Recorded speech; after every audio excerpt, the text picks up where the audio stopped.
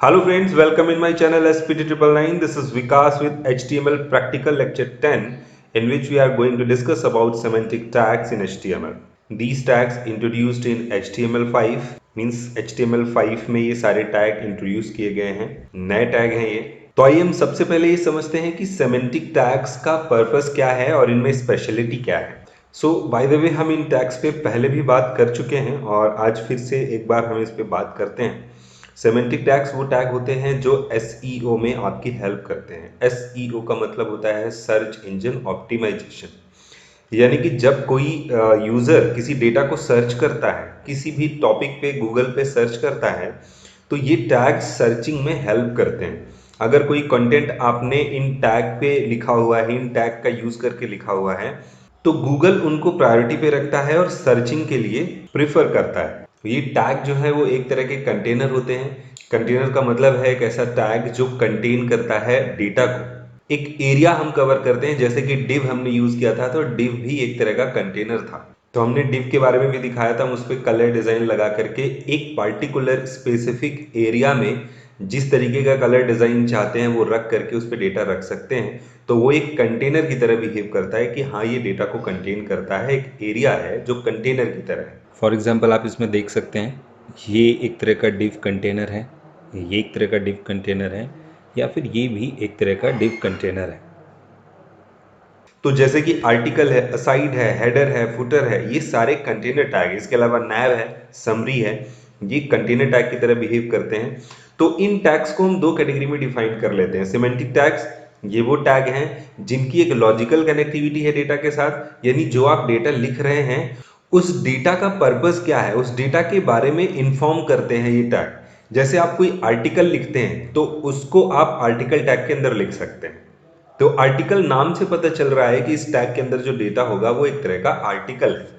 या फिर पेज के हेडर में कुछ लिख रहे हैं तो आप हेडर टैग लगा सकते हैं, तो इससे पता चलेगा कि ये आपके वेब पेज का एक हेडर एरिया है जिसको ये इंट्रोड्यूस करता है। तो दो बातें यहाँ पे स्पेसिफिक हैं, वो ये कि वो सर्च में आपको हेल्प करता है, इसके अलावा डेटा के साथ उसकी लॉजिकल कनेक्टिविटी है। तो इसका मतलब ये हुआ कि अगर आप कंटेनर की बात कर रहे हैं तो ये काम हम डिव से भी कर सकते हैं, बट डिव एक जेनरिक टैग कहलाता है। ये देखिए, नो स्पेशल पर्पस और meaning for the content used for grouping only. तो इसको हम ग्रुप करने के लिए एक कंटेनर की तरह यूज कर सकते हैं, बट ये कोई सेमेंटिक टैग नहीं है, जेनरिक टैग है। तो जेनिक टैग का मतलब होता है कोई स्पेशल मीनिंग नहीं है, कहीं भी लगा सकते हैं, कहीं भी यूज कर सकते हैं, कभी भी यूज कर सकते हैं।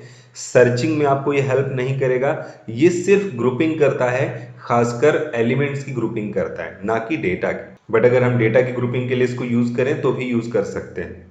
तो इनमें से ज्यादातर टैग डिव की तरह हैं, जैसे मैंने बताया article, aside, header and footer. इसके अलावा आप देख सकते हैं सेक्शन और नैव, समरी, ये सारे बिल्कुल डिव की तरह हैं। आप चाहे डिव यूज करो चाहे इनको यूज करो, कोई फर्क नहीं आएगा। उसी तरीके से हम कंटेनर बना सकते हैं डिव से भी और इनसे भी।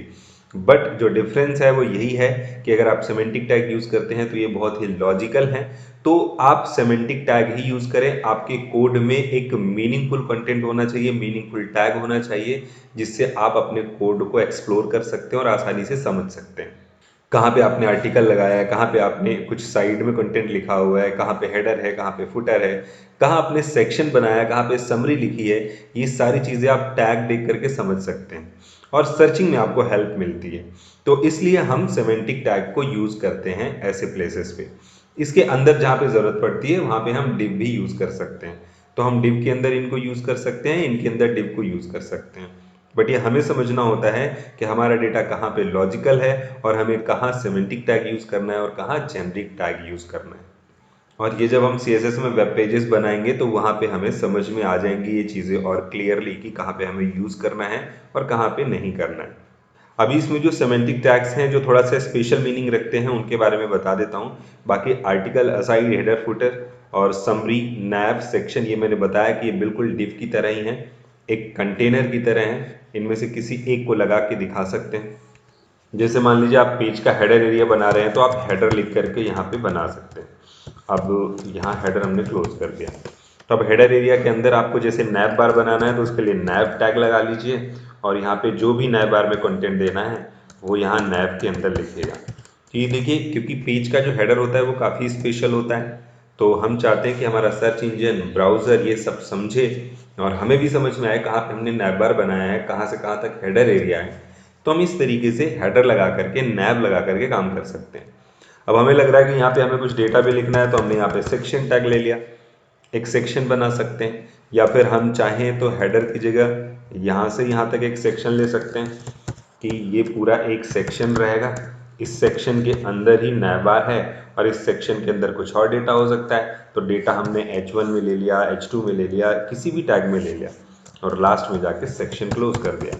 तो इसका एक मीनिंग है कि यहाँ से यहाँ तक हमारे पेज का एक सेक्शन एरिया है। पेज का फुटर एरिया जहाँ पे होगा तो वहाँ हम फुटर टैग लगा लेंगे। तो ये सब लॉजिकली इस तरीके से यूज़ होते हैं, डिवाइडेड रहते हैं आपके पेज में, और ये मैंने आपको यहाँ पे दिखाया भी था। इस पिक्चर में आप देख भी सकते हैं कि ये पेज का हेडर है, नैव बार है, सेक्शंस बना सकते हैं, आर्टिकल लिख सकते हैं कहीं पे भी, एक असाइड है, साइड में कुछ डेटा लिखने के लिए। तो देखिए, असाइड लगाने से ये साइड में नहीं जाएगा इस तरीके से, असाइड लगाने से ये फुल ब्लॉक ही लेगा, बट हमें उसकी हाइट, विड्थ और अलाइन सेट करना पड़ेगा। तो यहाँ पे असाइड स्पेशली इसको साइड में नहीं ले जाएगा, हमें सेटिंग लगा के ही साइड में इसे ले जाना है। बट असाइड लगाने से सिर्फ ये पता चलेगा कि हाँ ये साइड का डेटा है। हम डिव से लगाते तो हमें पता नहीं चलता, फिर हमें उसे आईडी देनी पड़ती या स्पेशली याद रखना पड़ता कि ये डेटा साइड में हम शो कर रहे हैं कोड देख करके। लेकिन हम चाहते हैं कोड में देख करके पता चल जाए कि ये डेटा हमने साइड में शो किया हुआ है, तो उसके लिए असाइड टैग लगा सकते हो। एंड मैंने बताया कि लॉजिकल कनेक्टिविटी है डेटा की, सर्चिंग में भी हेल्प मिलेगा, आपको समझ में आ रहा है, ब्राउजर को समझ में आ रहा है, सर्च इंजन को समझ में आ रहा है कि हाँ ये डेटा कहाँ पे शो किया गया होगा। ऐसे फुटर एरिया, फुटर टैग लगा करके। तो इन सब की सेटिंग हम CSS से अपने अकॉर्डिंग कर सकते हैं, और इन सब की जगह मैंने बताया डिव भी यूज़ कर सकते हैं, बट डिव का अपना एक स्पेशल मीनिंग नहीं है। इसके अलावा आपकी जो बेसिक अंडरस्टैंडिंग है उसको क्लियर करने के लिए हम इस प्रोजेक्ट का सोर्स कोड देख सकते हैं। तो यहाँ पे आप देख सकते हैं कि ये बॉडी में सबसे पहले हेडर टैग यूज़ किया गया है, क्योंकि हम इस फाइल का, प्रोजेक्ट का या फिर वेब पेज का हेडर एरिया डिज़ाइन कर रहे हैं। तो अब देखो हेडर के अंदर हमने डिव भी यूज़ किया है, उसके बाद एंकर टैग, और यहाँ पे देखो नैव टैग यूज़ करके हमने नैव बार बनाया है। फिर उसके बाद हमने डिव लगा करके कुछ आइकन सेट किए हैं, थोड़ा सा एक छोटा सा फॉर्म भी लगाया है, और उसके बाद हमारा हेडर एरिया कंप्लीट हुआ है तो हमने हेडर को क्लोज कर दिया है। तो इस तरीके से ग्रुपिंग करते हैं।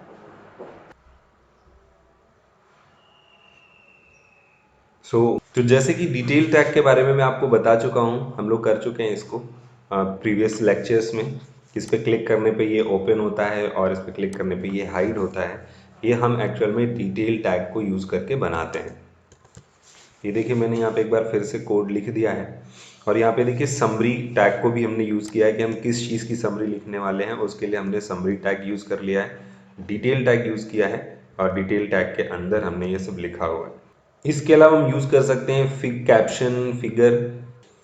तो आई थिंक सो ये भी हम लोग कर चुके हैं।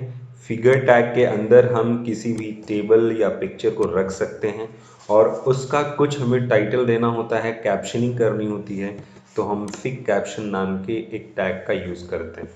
तो फिगर टैग, उसमें आप वो कंटेंट रख दो, वो इमेज रख दो, टेबल रख दो, फिगर जो भी हो, और इसके बाद उसका कैप्शन दे दो यहाँ पे। तो इसको सेव करो आप, आउटपुट में इसका आएगा जो कैप्शन है विद पिक्चर। ये देखिए, साइज वगैरह नहीं दिया है, नीचे देखो इसका कैप्शन आ रहा है, फिगर 1 ब्यूटी ऑफ नेचर। तो इस तरीके से हम फिग कैप्शन को यूज़ करते हैं। इसके अलावा जैसे आपने कोई कंटेंट लिखा हुआ है और इस कंटेंट में कुछ आपको हाईलाइट करना होता है, तो हाइलाइटर लगा सकते हैं आप, उसके लिए मार्क नाम का एक टैग है, यहाँ पे यूज़ कर सकते हैं, और मार्क को क्लोज कर दीजिए यहाँ पे। तो ये हल्का सा हाईलाइट करेगा, कलर देगा आपको टेक्स्ट में। ये देखिए, हाइलाइटर लगा दिया इसने, येलो कलर।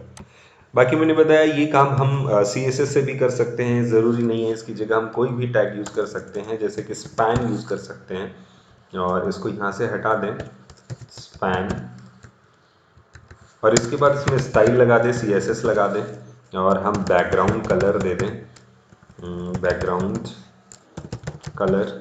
ये CSS लगाना हम लोग सीखेंगे आगे, परेशान नहीं होना इसके लिए। और येलो कलर, सेव किया इसको, तो देखिए सेम आउटपुट आ रहा है, सेम आउटपुट।